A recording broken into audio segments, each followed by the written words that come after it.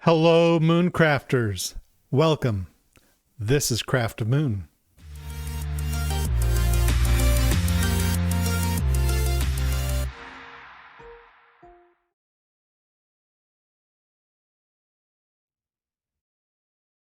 It's really good to be here with you again. My name is Ryan Hunt. I'm an astrologer, a teacher, and a guide, and I help people attune to the deeper rhythms that shape their inner and outer lives.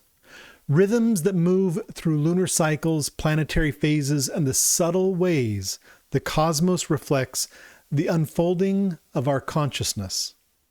Today we're going to explore a concept that's essential for understanding both astrology and renewal. The difference between inception and emergence. And why emergence, not inception, marks the moment something truly becomes new. We're going to look at how this plays out in the moon's cycle and in one of the most beautiful astronomical phenomena we have, the heliacal rising of the planets.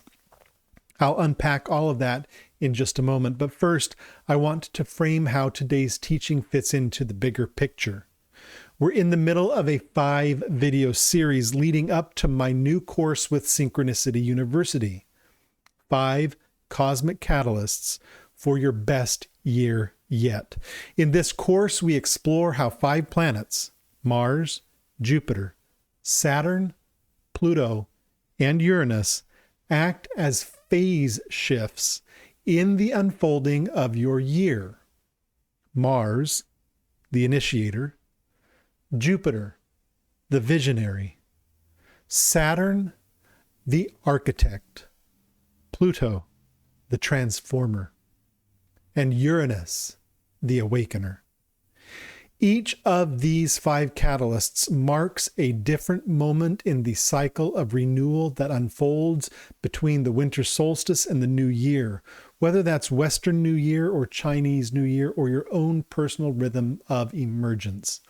This series gives you the cosmological foundation so that when the course begins, everything will click into place. Let's slow down and look at this distinction that almost everyone gets backwards. Inception is the beginning inside the dark. Emergence is the beginning that becomes visible. Inception is the idea. Emergence, the embodiment. Inception is the potential. Emergence is presence. And you see this in the sky over and over again. There's several parallels that we can talk about. The first is the moon. Why the dark moon isn't the new moon. For most modern calendars, the new moon is labeled at the moment or the day when the moon is conjunct the sun, when it's invisible, hidden, swallowed by the sun's light. But that moment is not the new moon in any meaningful, ancient, or symbolic sense. A new moon is a phase, a period of time, not a single point. And that phase begins after the moon has left the conjunction, after the darkness, after the stillness.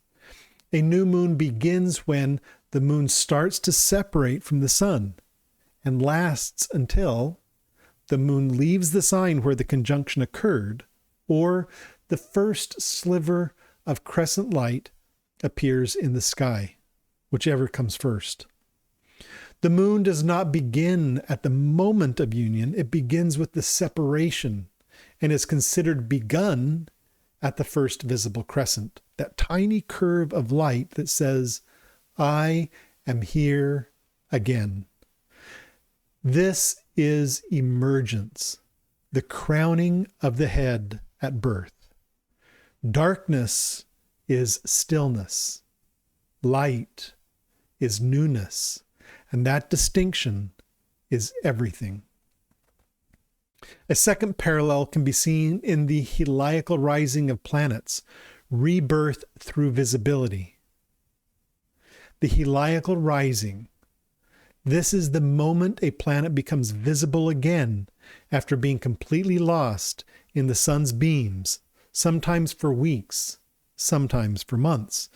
Ancient astrologers did not consider a planet reborn when it was in Cazimi. Cazimi is the moment the planet is united with the sun, at the heart of the sun.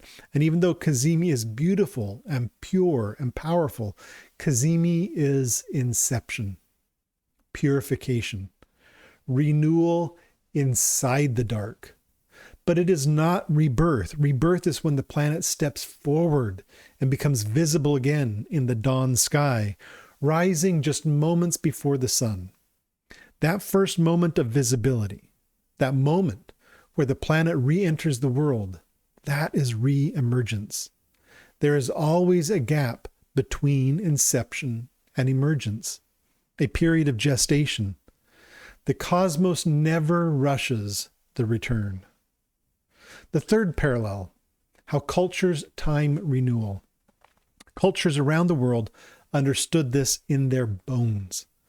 For instance, the Chinese New Year waits until the second new moon after the solstice, giving time for the returning of light to become established, while also connecting it to the rhythms of the moon. Agricultural societies wouldn't plant simply because the sun had turned. They waited until the light could support new life. Even the debates in Western history about when to mark the year, January or March, were attempts to sync human time with cosmic time.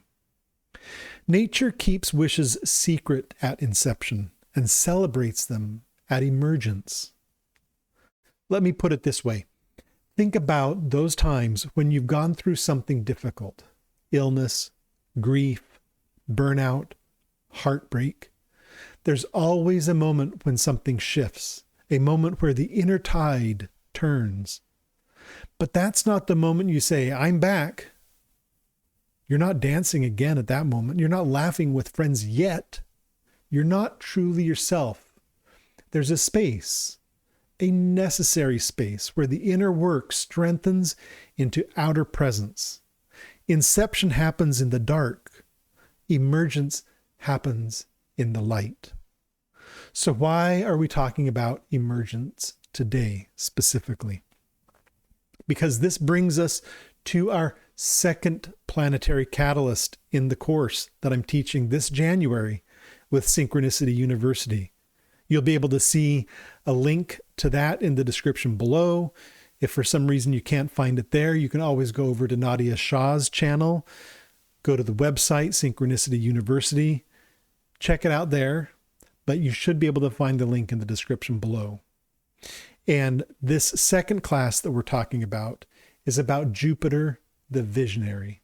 Jupiter rules meaning, coherence, revelation, the spark of understanding that lights the way forward. Jupiter's archetype is the moment in the renewal cycle when the light has returned enough to illuminate the path. Inspiration becomes visible. Possibility begins to take shape, and we start to understand what all of this means. Mars gives the impulse to act, but Jupiter gives the why behind the action. Jupiter is the first moment of clarity, hope, confidence, and direction that comes after the turning. And Jupiter, in 2026, will play a significant role in expanding your sense of possibility, something we'll explore deeply in Class 2.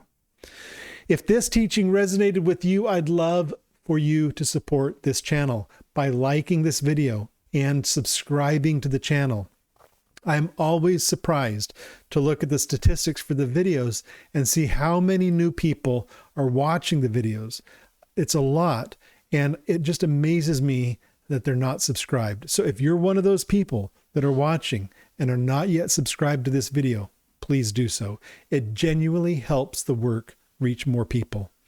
And if you're looking for deeper personal support, I offer astrology consultations, ongoing coaching, astrological mentoring for practitioners, and even psychedelic integration work. You'll find all of the details in the description below. Thank you for listening and for being part of this journey. In the next video, we'll talk about gestation, timing, and structure. How different cultures have always created space after the solstice for renewal to take form. Until next time, keep your eye on the sky and make a wish upon a star.